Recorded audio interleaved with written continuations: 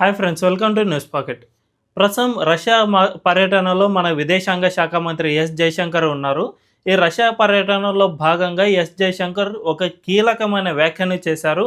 ఇప్పటి వరకు అమెరికాను మనం బహిరంగంగా ఏ మాట అనలేదు, కానీ ఎస్ జయశంకర్ ఎరాలో అమెరికా ఎటువంటి ద్వంద్వ వైఖరిని అవలంబించినా మన ఇండియా దాన్ని విదేశీ గడ్డపైనే ఎండగడుతూ వస్తోంది. అందులో భాగంగానే జైశంకర్ ఒక సంచలనమైన వ్యాఖ్యలు చేశారు. అదేమిటంటే, మేము రష్యా నుంచి ఆయిల్ నిర్భయంగా కొనుక్కోవడానికి అమెరికానే మెయిన్ రీజన్.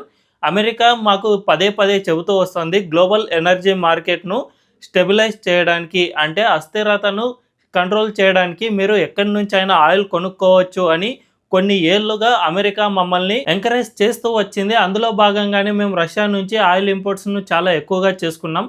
కానీ ఇప్పుడు మాత్రం అమెరికా మాట మారుస్తూ మమ్మల్ని బద్నాం చేస్తోంది. ఇది ఎటువంటి ద్వంద్వ వైఖరి అని ఎస్ జయశంకర్ రష్యా పర్యటనలో ఉండగానే ఈ వ్యాఖ్యలు చేశారు. దీంతో అమెరికాకు ఏం చేయాలో పాలుపోవడం లేదు. తాను చేసిన తప్పును రష్యా వేదికగా ఎస్ జయశంకర్ చెప్పడంతో మరి ఈ గ్లోబల్ ఎనర్జీ మార్కెట్ను ఇండియా ఇప్పటి వరకు ఎలా స్టెబిలైజ్ చేయగలిగింది, దీనివల్ల అమెరికా ఏ విధంగా బాగుపడింది అనే విషయాలను ఈ వీడియోలో తెలుసుకుందాం. అంతకంటే ముందు మా ఛానల్ను ఇప్పుడెప్పుడే స్టార్ట్ చేసాం, సో వెంటనే మా ఛానల్ను సబ్స్క్రైబ్ చేసుకోండి అండ్ బెల్ ఐకాన్ను క్లిక్ చేయడం అస్సలు మర్చిపోవద్దు. ఇక వీడియోలోకి వెళ్ళిపోతే, రీసెంట్గా ఎస్ జయశంకర్ రష్యా పర్యటనలో ఉన్నారు. ఎందుకంటే ప్రస్తుతం అమెరికా మన ఇండియాపై టారిఫ్లు విధించడం వల్ల బ్రిక్స్ దేశాలు, ముఖ్యంగా యూరేషియా దేశాలన్నీ ఏకమయ్యే పరిస్థితికి చేరుకుంటున్నాయి. ఒకవైపు చైనా మాత్రం మన ఇండియాతో స్నేహ బంధాన్ని ఏర్పరచుకోవడానికి, వాణిజ్య సంబంధాలు ఏర్పరచుకోవడానికి కుతూహలంగా ఉంటుంది. అదే సమయంలో రష్యా కూడా మనకు ఫేవర్గానే ఉంటుంది. రీసెంట్గానే మన ఇండియాకు 5% డిస్కౌంట్ను, ఆయిల్ను మరింత 5% డిస్కౌంట్ను పెంచి మన ఇండియాకు ఆఫర్ చేసింది. దీనివల్ల మన ఇండియాకు మరింత మేలు చేకూరే అవకాశం ఉంది. ఇదే సమయంలో మన భారత విదేశాంగ శాఖ మంత్రి రష్యా పర్యటనకు వెళ్ళారు. అక్కడ పుతిన్ను కూడా కలిసి కొన్ని విషయాల గురించి మాట్లాడారు. ఈ విషయాలన్నిటిని పక్కన పెడితే, ముఖ్యంగా ఎస్ జయశంకర్ మాస్కోలో నిర్వహించిన ప్రెస్ కాన్ఫరెన్స్లో ఈ వ్యాఖ్యలైతే చేశారు. మేము ప్రపంచ ఎనర్జీ మార్కెట్ను స్టెబిలైజ్ చేయడానికి మాత్రమే రష్యా నుంచి ఆయిల్ కొనుక్కున్నామని, ఇందుకు అమెరికా కూడా తమను కొన్నేళ్లుగా ఎంకరేజ్ చేసింది అని జయశంకర్ చెప్పారు. మరీ ముఖ్యంగా ఈ రష్యా ఉక్రెయిన్ యుద్ధం తర్వాత ఈ ఎనర్జీ స్టెబిలైజ్ చేయడానికి ఇండియా ప్రపంచంలో కీలకంగా మారింది అని ఎస్ జయశంకర్ చెప్పారు. అయితే ఈ ఎనర్జీ స్టెబిలైజేషన్లో మన ఇండియా ఈ పాత్ర ఏ విధంగా వహించింది అనే విషయాన్ని ఇప్పుడు తెలుసుకుందాం. జనరల్గా మనందరికీ తెలుసు, రష్యా ఉక్రెయిన్ మధ్య యుద్ధం స్టార్ట్ అయిన తర్వాత ప్రపంచవ్యాప్తంగా ముడి చమురు ధరలు భారీగా పెరిగిపోయాయి. అంతకు ముందున్న ధరలు ఆ తర్వాత ధరలకు అసలు పొందనే లేదు. అదే సమయంలో ప్రపంచంలో ఈ ఒపెక్ దేశాలు, అంటే ఆయిల్ను ప్రొడ్యూస్ చేసే దేశాలన్నిటిలో రష్యా కూడా ఒకటి. రష్యా నుంచి ప్రపంచ చమురుకు 10% ఆఫ్ ఆయిల్ ప్రొడ్యూస్ అవుతుంది. దీన్ని అమెరికా, యూరోప్ కంట్రీస్, మన ఇండియా, చైనా ఇలా ప్రపంచ దేశాలన్నీ కొంటూ ఉన్నాయి. మరి ముఖ్యంగా యూరోప్ కంట్రీస్ అయితే రష్యాపై పూర్తిగా డిపెండ్ అయిపోయాయి. ఆ దేశాలు అరబ్ కంట్రీస్పై ఒక్క చుక్క చమురును కూడా కొనడం లేదు. పూర్తిగా రష్యా నుంచే చమురును దిగుమతి చేసుకుంటూ ఉన్నాయి. అదేవిధంగా న్యాచురల్ గ్యాసెస్ పై కూడా రష్యాపై చాలా భారీగా డిపెండ్ అయి ఉంటూ వస్తూ ఉన్నాయి. ఇదే సమయంలో ఇటు చైనా కూడా, మన ఇండియా మాత్రం యుద్ధం స్టార్ట్ అయిన తర్వాత ఈ చమురును కొనుగోలు చేయడం ఎక్కువగా చేసింది. ఎందుకంటే రష్యా మనకు ఎక్కువగా డిస్కౌంట్ను ఆఫర్ చేసింది. దాదాపు 30% డిస్కౌంట్ను ఆఫర్ చేసింది. దీనివల్ల ప్రపంచ దేశాల్లో యుద్ధం తర్వాత పెరిగిన చమురు రేట్లన్నీ ప్రపంచ దేశాలు కొంటూ ఉంటే, మన ఇండియా మాత్రం యుద్ధానికి ముందు తక్కువగా ఉన్న రేట్లతోనే చమురును కొంటూ వచ్చింది. దీనికి రష్యా కూడా మనకు సహకరించింది.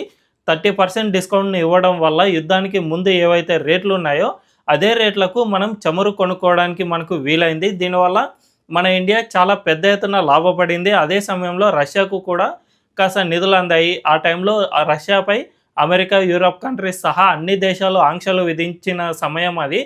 దీనివల్ల మన ఇండియా ఆ దేశంతో పెట్రోల్ కొనుక్కోవడం వల్ల మన ఇండియాకు, అదేవిధంగా రష్యాకు కూడా మేలు జరిగింది. సో ఈ విధంగా ఈ ట్రేడ్ బ్యాలెన్స్ అనేది జరిగింది. అదే సమయంలో ప్రపంచవ్యాప్తంగా మనం చమురును, అంటే ఎనర్జీ క్రైసిస్ను స్టెబిలైజ్ చేయగలిగాం. ఎందుకంటే రష్యా నుంచి ఒక్కసారిగా యూరోప్ కంట్రీస్ అండ్ అమెరికాలు, అదేవిధంగా అన్ని దేశాలు ఈ చమురును దిగుమతి చేసుకోవడాన్ని మెల్లిమెల్లిగా తగ్గిస్తూ వచ్చాయి. యూరోప్ కంట్రీస్ రష్యా నుంచి పూర్తిగా చమురును కట్ చేసుకోవడానికి అస్సలు సాధ్యం కాని పని. ఎందుకంటే ఆ దేశాల్లో వచ్చే చుక్క చమురు కూడా రష్యా నుంచి రావాల్సిందే కాబట్టి ఆ దేశాలు ఈ చమురును గనుక బ్యాన్ చేస్తే పూర్తిగా క్రైసిస్లోకి వెళ్ళిపోతాయి. కాబట్టి యూరప్ దేశాలు అయితే రష్యా నుంచి ఆయిల్‌ను దిగుమతి చేసుకున్నాయి. కానీ అంతకు ముందు కంటే కాస్త తగ్గిస్తూ వచ్చాయి. దీనివల్ల రష్యాపై మనం దెబ్బ కొడదాము అని ఆ దేశాలు భావించాయి. అయితే రష్యాను దెబ్బ కొట్టడంలో భాగంగా వెస్టర్న్ కంట్రీస్ అన్నీ ఆ దేశంతో ముడి చమురును దిగుమతి చేసుకోవడం మెల్లిమెల్లిగా తగ్గిస్తూ ఉంటే, అదే సమయంలో మన ఇండియా అంతే మొత్తంలో రష్యాను దిగుమతులు చేసుకోవడం పెంచుతూ వచ్చింది. దీనివల్ల ఈ ఎనర్జీ బ్యాలెన్స్ అనేది జరిగింది. మరీ ముఖ్యంగా మన ఇండియా రష్యా నుంచి ముడి చమురును కొని దాన్ని మన ఇండియాలోని కంపెనీలతో రిఫైనరీ చేసి, అంటే పెట్రోల్, డీజిల్ ఈ విధంగా రిఫైనరీ చేసి ఆ రిఫైనరీ అయిన పెట్రోల్‌ను మళ్ళీ అమెరికాకు అమ్మింది. అంటే రష్యా చమురును ఇంతకుముందు అమెరికానే డైరెక్ట్‌గా కొనేది. కానీ ఇప్పుడు ఆ రష్యా చమురును మనం ఇండియా కొని మన దగ్గర రిఫైనరీ చేసి దాన్ని అమెరికాకు అమ్మాం. దీనివల్ల మనం చాలా వరకు లాభపడ్డాం. ఎందుకంటే మనం మిడిల్ మ్యాన్‌గా వ్యవహరించడం వల్ల అమెరికా నుంచి మనకు డబ్బులు వచ్చాయి. ఈ విధంగా మన ఆర్థిక వ్యవస్థకు ఇది కూడా కాస్త సహకారం అందించింది. అందువల్లే ప్రపంచవ్యాప్తంగా భారీగా రేట్లు పెరిగినా కూడా మన ఇండియాలో మాత్రం పెట్రోల్ రేట్లు అంతగా పెరగలేదు. ఒకవేళ మన ఇండియా గనుక ఈ విధంగా చేయకపోయి ఉంటే, అంటే అమెరికా ఒత్తిడులకు గనుక లేదంటే ఇతర దేశాల ఒత్తిడులకు గనుక వెనక్కి తగ్గి రష్యా నుంచి గనుక మనం ఆయిల్ కొనకపోయి ఉంటే ప్రపంచవ్యాప్తంగా భారీ ఎత్తున ముడి చమురు ధరలు పెరిగేవి. దీనివల్ల ఎనర్జీ క్రైసిస్ అనేది వచ్చేది. మనందరికీ తెలుసు, రష్యా ఉక్రెయిన్ యుద్ధం మొదలైన తర్వాత చాలా దేశాలు రెసిషన్‌లోకి వెళ్ళిపోయాయి. ఎందుకంటే ఈ ట్రాన్స్‌పోర్టేషన్‌పై మొట్టమొదటిగా ఇది దెబ్బతీసింది. దీనివల్ల అన్ని యూరోపియన్ కంట్రీస్‌లో చాలా దేశాలు రెసిషన్‌లోకి వెళ్ళిపోయాయి. అమెరికాను కూడా ఇది కాస్తంత వరకు ఇంపాక్ట్ చేసింది. కానీ ఈ ఇంపాక్ట్ ఎక్కువగా కాకుండా మన ఇండియానే వీటన్నిటిని కాపాడింది అని చెప్పుకోవచ్చు. ఎందుకంటే మన దేశం ఆయిల్‌ను కొనడం వల్ల ఈ ఎనర్జీ క్రైసిస్ బ్యాలెన్సింగ్ అనేది జరిగింది. దీనికి అమెరికా కూడా స్టార్టింగ్ నుంచే మనల్ని ఎంకరేజ్ చేసింది. ఎందుకంటే మనం గనుక ఈ ముడి చమురు దిగుమతిని గనుక ఆపివేస్తే ఖచ్చితంగా ఈ దేశాలన్నీ కొలాప్స్ అయ్యే పరిస్థితికి చేరుకుంటాయి. కాబట్టి మన ఇండియాను అమెరికా వెనుక నుంచి ఎంకరేజ్ చేసింది. కానీ ఇప్పుడు మాత్రం ఆ అమెరికా మనల్ని డిస్కరేజ్ చేస్తుంది. రష్యా నుంచి మనం ఆయిల్ కొన్నందుకే ఈ యుద్ధం ఇంకా కొనసాగుతోంది అని ట్రంప్ వంటి పిచ్చి మూర్ఖుడు భావిస్తూ ఉన్నాడు. ట్రంప్‌కు ఒక్క విషయం తెలియనిది ఏమిటంటే, రష్యా ఉక్రెయిన్ యుద్ధం స్టార్ట్ అయింది మన ఇండియా వల్ల ఎంత మాత్రము కాదు.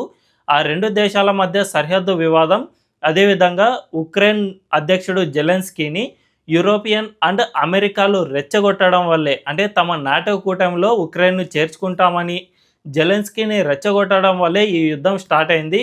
ఈ యుద్ధంలో అమెరికా అండ్ యూరోపియన్ కంట్రీస్ ఇండైరెక్ట్‌గా ఇన్వాల్వ్ అయి ఉన్నాయి. అంతే తప్ప మన ఇండియాకు ఈ యుద్ధానికి ఎటువంటి సంబంధము లేదు. ఈ విషయాన్ని ట్రంప్ గ్రహించాల్సిన అవసరం ఉంది. సో మనకు సంబంధమే లేని ఈ యుద్ధాన్ని మనకు అంటగట్టే ప్రయత్నం చేస్తున్నాడు ట్రంప్. మనం స్టార్ట్ చేయలేని ఈ యుద్ధాన్ని మన నుంచే స్టాప్ చేయించాలి అని ట్రంప్ భావిస్తున్నాడు. ఇదే ఒక పెద్ద పిచ్చి మూర్ఖపు ఆలోచన. దీన్ని అమెరికన్ ఆర్థికవేత్తలు కూడా తిరస్కరిస్తూ వస్తూ ఉన్నారు. మనం ఇండియాపై టారిఫ్లు విధించినంత మాత్రాన ఈ యుద్ధం ఆగదు. అదే సమయంలో ఇండియా కూడా మనకు దూరం అవుతూ వస్తుంది. కాబట్టి అంతేకాకుండా ఇప్పుడు జైశంకర్ చెప్పినట్లు మనల్ని ఇంతకుముందు అమెరికాని ఎంకరేజ్ చేసింది కాబట్టి దీనికి అమెరికా ఖచ్చితంగా సమాధానం చెప్పాల్సి ఉంటుంది. ఎందుకంటే అమెరికా చెప్పినట్లు ప్రపంచం నడుచుకోవాల్సిన అవసరం ఎంత మాత్రమూ లేదు. అదే విషయాన్ని మన ఎస్ జైశంకర్ కూడా చెప్పారు. మీరు ఎంకరేజ్ చేసినప్పుడు మేము ఎంకరేజ్ కాలేదు. మేము అనుకున్నాం మన భారత ప్రయోజనాలు మాకు ముఖ్యమని అనుకున్న తర్వాతే మేము రష్యా నుంచి ఆయిల్ కొనడం స్టార్ట్ చేసాం. మీరు దాన్ని ఒకప్పుడు ఎంకరేజ్ చేశారు, కానీ ఇప్పుడు మాట మారుస్తున్నారు. అది జాగ్రత్తగా ఉండాలి. ఒక్కసారి మాట మీద నిలబడితే అది ఎంత దూరానికైనా వెళ్ళాల్సిన అవసరం ఖచ్చితంగా ఉంటుంది. అంతే తప్ప ఈ విధంగా మాట మార్చే దేశాలను తాము లెక్కలోకి కూడా తీసుకోము అని ఇండైరెక్ట్గా చెప్పినట్లే అయింది. దీనివల్ల అమెరికా ద్వంద్వ వైఖరి ఇప్పుడు ప్రపంచవ్యాప్త దేశాలకు అర్థమవుతోంది. సో ఈ విషయంపై అమెరికా పరువు పోయినట్లే అవుతోంది అని విశ్లేషకులు చెబుతూ ఉన్నారు. ఈ వీడియో కనుక మీకు నచ్చినట్లయితే ఖచ్చితంగా మా ఛానల్ను లైక్ చేయండి, సబ్స్క్రైబ్ చేయండి అండ్ బెల్ ఐకాన్ను క్లిక్ చేయడం అస్సలు మర్చిపోవద్దు. Thank you.